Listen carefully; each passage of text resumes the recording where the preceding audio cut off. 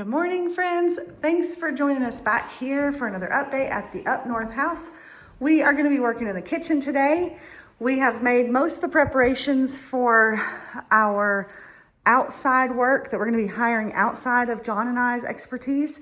Down in the basement, you've seen some of those videos. We've gotten the plumbing that we are able to get right now, and we've gotten the electrical that we're able to get right now because of the condition of the home. So now we need to concentrate on our next goal for the coming season.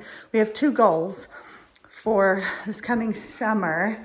We want to make space in the backyard through this window.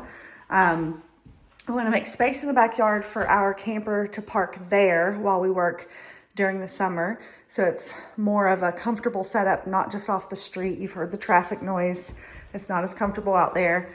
So that's one goal. And the other goal is to first, about tripped. The other goal is to first make the kitchen space a livable space. This room is about 200 square feet maybe. I'll have to measure it and let you know, but it's a big space, bigger than our Airstream. I know that. We could park the Airstream in here. So it's plenty of space for us to have like a working zone and a working area. So we want to focus on this room first. That means focus on actual usable space, getting the floors ready. These floors are not in very bad condition. I'm going to be sweeping in here and getting all the debris up. John has already gone in and cleaned out this cabinet. This cabinet has the most damage on it. All of them have some damage, but this one has the most damage. So I'm going to be cleaning this out and prepping it for its next phase of life. We'll be keeping parts of it that we can and kind of reorganizing it. So I'll explain a little bit about our plan for the flow so that you can get your opinions ready for us and let us know what you think and what your plans would be. So this kitchen originally had a wood cook stove here in its lifetime, and at some point in the recent history, it had a pellet stove here prior to our purchase. The stove was gone prior to our purchase, but it was here in some of the previous sale photos from years and years ago that we had access to. So we know that there was wood heat here. We are planning on putting a wood cook stove in this location because even though it's a wood cook stove and it's using wood, it's more of a modern design for modern clearances and safety. So it wouldn't fit here. It looks old. It's actually made by the Amish, which is amazing quality. But it's a little too large for clearances to go here through the entryway and everything. So we're going to be putting it over here, which is a different flow pattern. And then we have to put in a one of those flue out up through the closet upstairs and out to the roof. So there'll be a separate venting system in this location, which means that in order to have clearance over here, we need to bump this cabinet over just a bit so we have the clearance, which is okay because there's several pieces that are very, very damaged so that we can go through and save what we can and rework the cabinetry. And our plan is to then be able to go ahead and use, at least long-term temporarily at minimum, the sink top over here. The cabinet is from mid-century and I love it. It all works. It needs some repair. It has some rust and everything on it and some obvious grime as well. But we're going to move the cabinet to the garage and rework that for something in the distant future, but at least get it cleaned and reworked and organized. But the sink top, we're going to build a cabinet, and that cabinet will live over here, and that cabinet will be built with some of the pieces from this existing cabinet, which is cool. This is the original cabinetry for the house. I know there's been some debate online, but it is the original, at minimum, the original footprint. These are solid wood pieces here, and we have tongue and groove where it's joined beautifully. And you can see underneath, the floor actually changes under here. It was built in this position. The flooring was built in this position as well. And this is not an extra and modern layer. You can see in the holes that are made over there, it's this layer and then the original subfloor. So this is the original footprint of this. I'm very excited about it. This is cool. This has I guess this is your potato bin, kind of your cold storage in here. And it has a lift up top, which is really neat. So you can get your stuff out. I found some newspapers. We can go over that later. Really cool. This one's from a very good year, 1979. Whoop, whoop. Shout out to my people. So that's cool. So we'll go over some of that. I'll look through those a little bit later. I'm saving newspapers. We also found this. If you know what it is, let me know. This is really cool. We think it's like baker's sheets. This is it's a metal cabinet. And it has this beautiful little design on the front here. And it says, for refill of this cabinet, call the representative of household paper. I think that's products. So maybe this is like baking sheets or something. It has like a pass-through. See, it has like a roller, a cutter thing there. So it's really cute. I really like it. We're gonna be keeping that in some form or another. And it closes very cool. So we'll be keeping that. But my job today is obviously cleaning out, you know, some little critter's previous dwelling space and getting this ready for clean and reuse. So you'll be seeing us do that. John, while I'm doing that, is gonna be working on removing the Luan. I call it Luan, somebody might call it different. It's just the very thin kind of panel board plywood. It's been used for those plastic panels that were on the ceiling. And then we're gonna go back underneath that and reveal, I believe it's a 1x2 up there for the framing in between, and see what damages, if there's damages up there we need to repair between the ceiling and the floor. That toilet was over here from upstairs, so we need to look at that, look at our plumbing stack, figure out where we're gonna reroute things, and then move on. So he'll be doing the ceiling stuff. I'll be doing the low down stuff on the floor, and we're gonna get to it. Thanks for joining us back. I hope you enjoyed this update as much as we're enjoying showing you.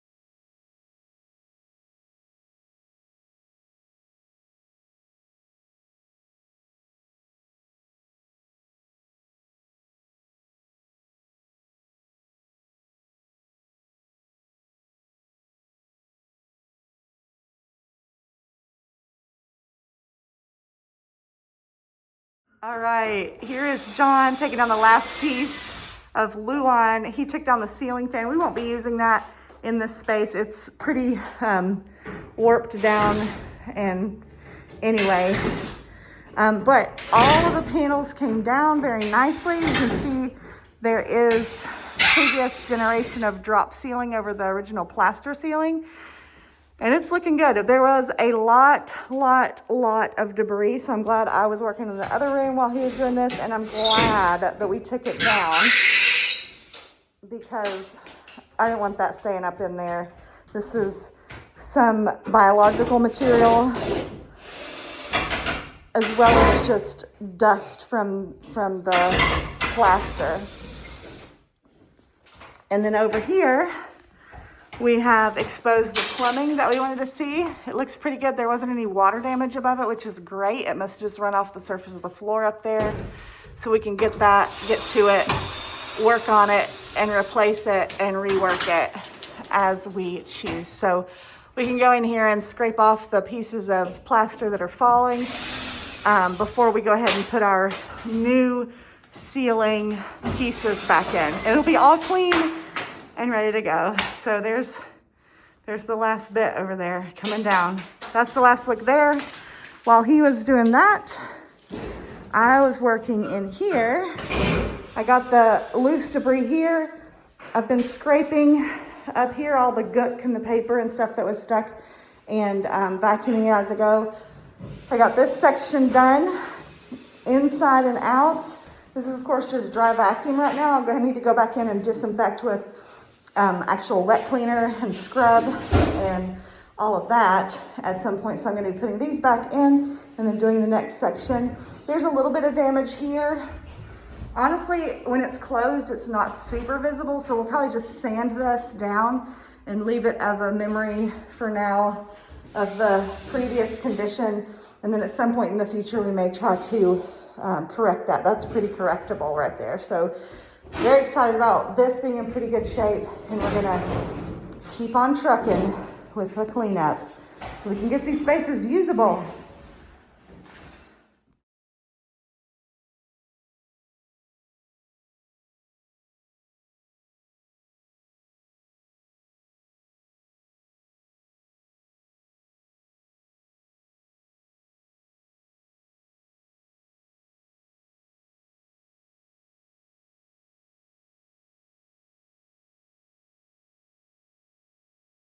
Okay, it's looking much better. I have vacuumed all the major stuff. My next task is to vacuum the insides of this cabinet, so I'm gonna work on that. John removed all of the boards, the Luan boards, as well as the ceiling tiles, which we had stashed over here. Another task we have today is to set up a workspace for ourselves, restoring the extra doors here right now until we put them all back on and figure out where we want those to go. And then we're working out here in the garage space to set up a tool area. There's our car. Woohoo, it came. Very cool little Triumph. But we're gonna work on back there in that corner, making our workspace. And so John's out here putting things together, getting things ready and staged. He's stashed the boards over there for now. We found a little kitchen table and chairs on Marketplace. Yay! And then we're gonna bring the table up from the basement to make a workspace for ourselves, and at least have an organized space for starting to store things and stage things. So working on that while I'm in here finishing up the dry cleaning section. So I'll show you this and then we'll head out to the barn area.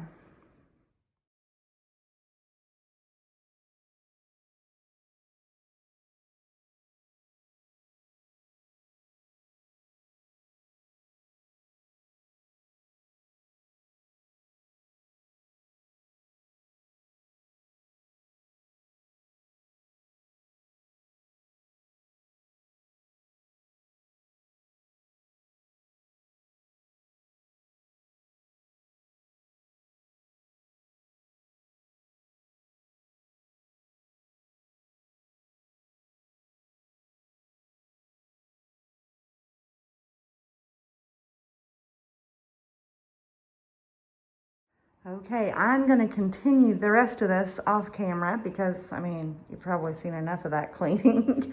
But I did wanna show some of the things I was talking about earlier. So when you had, this was rats, not mice. This is definitely rats. And you can see the way they chew and go through. If they can't get through, they'll just chew a hole. And you can see, if you watched previous videos in the parlor room, there's that grease spot that they have to go through, and you can see that here, the grease spot that they would have, it's very gooey, gone through to get up to the next shelf and the next shelf. I'm assuming that at least the previous owner most recently had this as a pantry space where there was a lot of food. I found rice and kernels of corn and different things that would have been delicious for the rats to come in. So if they smell something and they want it, they'll just chew a hole straight through the wall.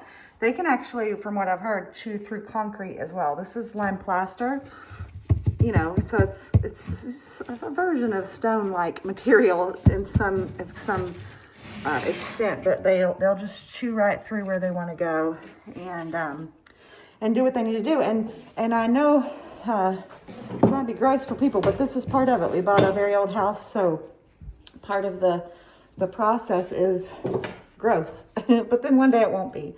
So I've been sweeping. There's been sections of this that's very saturated onto the wood. So this was not lined in here. And so there's very saturated areas where we'll be needing to take these out. This is why part of the reason we're not saving most of this like interior for kitchen use. We'll probably plane these boards down and use them for outdoor or basement storage or something. They're very good wood, but they'll need to be planed down because of urine saturation and different things that are unsafe. Because at minimum, I'd have to seal them and paint them and do all those things as well. And I'd like the natural wood look. So we're gonna work on that continued, but I wanted to show you this one too. So this hole is where they came out. You can see the little nail from the construction. I think you could see this on the time lapse. This was the rat's favorite drawer, and they got in by just, you know, making a doorway back there. So there's all these chew places along the back. So we'll be dealing with that and using what we can and then repurposing the other parts for possibly, you know, like I said, garage or basement storage and different things. So I'll continue this. And the next time you see me, I'll probably be out there helping with John in the barn. This whole entire shelf is much the same. We have drawers over here as well. They're a little smaller. This one's not so bad. No chewing, which is great news. I'll have to get under there. The dog is upset outside. You can hear little Loretta. I can't get this one. Oh, there it goes. This one's not so bad with actual rat debris, so that's good. And then down here, I may have been able to show this earlier. Let's see if I can get that open. I believe there's some stuff. Look at this little detail where they notched it in for the cabinet to open. Isn't that cool? There's some cutting boards and different things stored and some other trash and debris that I need to get out of there. So I'll be taking this out as well. So I'll keep working on this. I won't bore you with the end or the continued time lapse of me doing this for a few more hours. And I will catch you back when we are on the next phase of today or tomorrow's work. All right, one more look here. Everything is dry clean, at least I could say. Like, I haven't wet and scrubbed and all that stuff, but a lot of this is gonna be removed and reworked, as I've mentioned. So everything's much better. Loving it, loving it. Here's that cool detail again, which is cool. And that came out nice and easy. So we are headed to work on the barn next, but we got onto a little bit of a side quest. John has been working on flooring while I've been cleaning out the kitchen, and he's been doing garage stuff or barn stuff. And we are taking up the flooring in here, so I thought I'd show it in case you didn't know. This is, sometimes when you have an old house, there's asbestos and stuff under. This one we found out, this previous owner that was so careful and conscientious about plugs, and they had the bathroom installed. They also had a lot of asbestos mitigation done, which we had seen evidence of in certain areas. So they're very conscientious, which is very helpful for us now. So that means this flooring has already been removed. Previous asbestos and things were removed, and they had a new subfloor put in probably in the 80s. This is that particle board. And we wanted to go ahead and remove this because it is particle board, and sections of it, after it's had water, it will swell and cause a problem. And then if we did flooring on top of this, it would be wavy and bumpy. And we were going to try to just strip it off and use the same particle board, but it's just not, it's been wet in places, so we're not going to do that. So we're going to the subfloor underneath. John is using a skill saw, and the blade is set to the depth of the wood, which is about 1/2 inch. And then he cuts a square and then just uses the pry bar to pry it up in sections. And this is wide plank. It's about, as you can see, it's larger than my foot. So it's wide plank, so it's the definitely subfloor to whatever would have been in here. I don't know if it was this or something over top of it originally, but this is down to the original floor as well in there. Did the same thing upstairs. Pardon the street noise. Upstairs, I'm bringing down, or John's bringing down the last pieces of that really, really grody linoleum and the board that was under it. And I'll show you what that's looking like up here. It's nice to know that they've already done that mitigation at some point in the past for asbestos. And honestly, I believe that's why I'm not finding lots of layers of wallpaper. There's usually one layer, sometimes 2 layers, that's it. Because someone came through here and did mitigation efforts, which is great for us. That saves a lot. So we have a wide plank up here as well. This is clearly subfloor. There's a lot of cuts and things in it. That's what's going on here. And there's the last piece of grody flooring. The underside looks nice and clean, but when you look at the other side, boy, it's pretty gross. But now it's certainly not as stinky up here, which is really nice. This is the tile we'll be leaving and building on top of. And then back here in this room, again, floor is in pretty good shape underneath that plywood layer. So glad we looked for that. Glad we found that out. That's really nice. Saves us a lot of doing for sure. So for real this time, next time you see us, we'll be starting in that barn, getting our space organized for what comes next.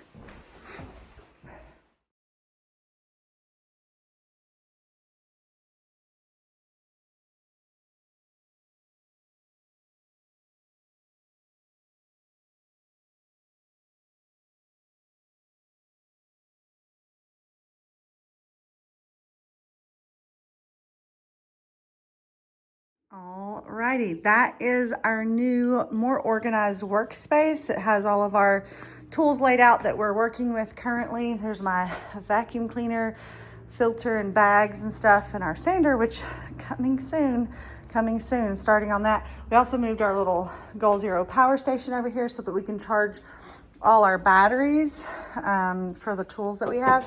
And cool thing is, this is the back of the barn, and we're located just out over the backyard where there is our other power outlet is on the back of that, so that when we need to charge this, we can drop a line down to that to recharge it, but it can be in here always working. So we got our toolboxes laid out, our mask station with our refills on our replaceable filters. We have, these are the ceiling panels from the kitchen, which you saw earlier. We've put them in here because I'm going to be working on these.